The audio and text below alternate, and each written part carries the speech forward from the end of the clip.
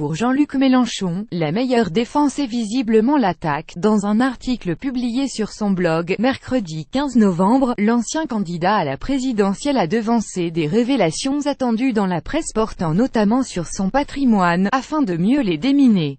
« Je sais que le canon à merde va encore tonner, contre moi cette fois-ci, écrit-il. D'ici quelques jours Capital et l'Express veulent tirer leur salve de commande, j'ai donc décidé de publier les réponses que j'ai faites à ces deux journaux. Le chef de file de la France Insoumise explique la suite après cette publicité. Mon but est de ne rien laisser sans réponse sans pour autant donner une place centrale au flot de l'égout médiatique. Je fais une mise en demeure et je poursuivrai le moment venu en diffamation les deux magazines, prévient-il, se plaignant du travail des journalistes, leur manière d'essayer d'intimider les gens pour les obliger à répondre, les questionnaires du matin pour le soir, l'arrogance et le sentiment d'avoir tous les droits. Tout est à vomir, résume l'intéressé.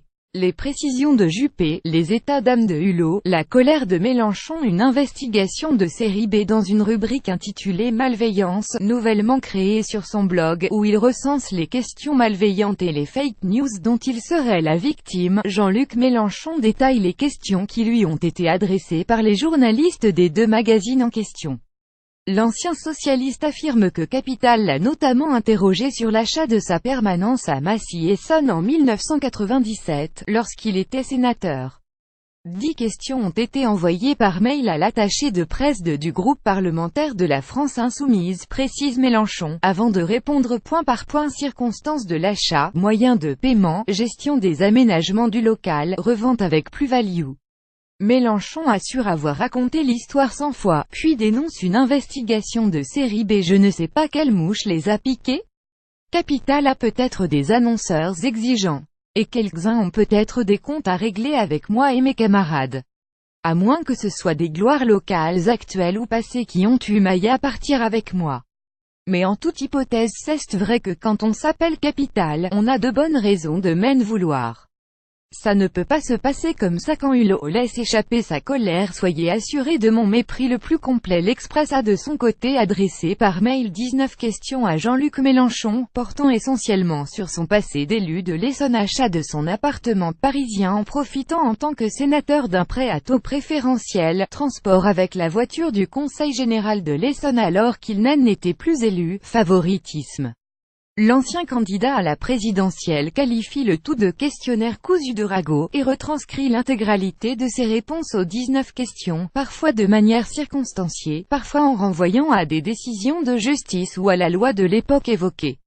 Il s'agace davantage quand l'Express lui demande s'il a fait pression directement ou indirectement pour permettre à sa fille, son ex-femme et son ex-compagne d'être recrutées par diverses collectivités locales.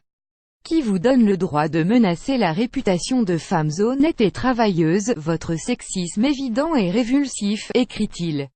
Enfin, Jean-Luc Mélenchon conclut son mail de réponse par la formule suivante: soyez assurés de mon mépris le plus complet. Il charge aussi le CSA dans sa note de blog. Jean-Luc Mélenchon revient également sur la polémique Garrido, alors que l'Insoumise a motivé son retrait de la politique, le week-end dernier, par une demande du CSA. Le député de Marseille raille les pressions qu'aurait exercé cette instance sur la chaîne C8 et un certain acharnement envers la chroniqueuse. Le CSA ne tient aucun compte des opinions politiques d'innombrables commentateurs et chroniqueurs de droite. Mais il s'est pourtant réveillé pour s'en prendre lui aussi à Raquel Garrido. Mélenchon ne manque pas, non plus, de contester le travail réalisé par les journalistes sur le sujet.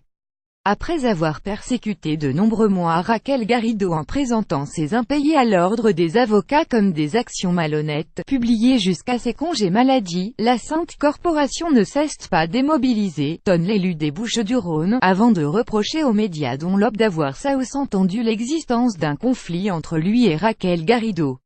La meute aime l'info comme le fromage, elle préfère que ça pue. SB avec AFP.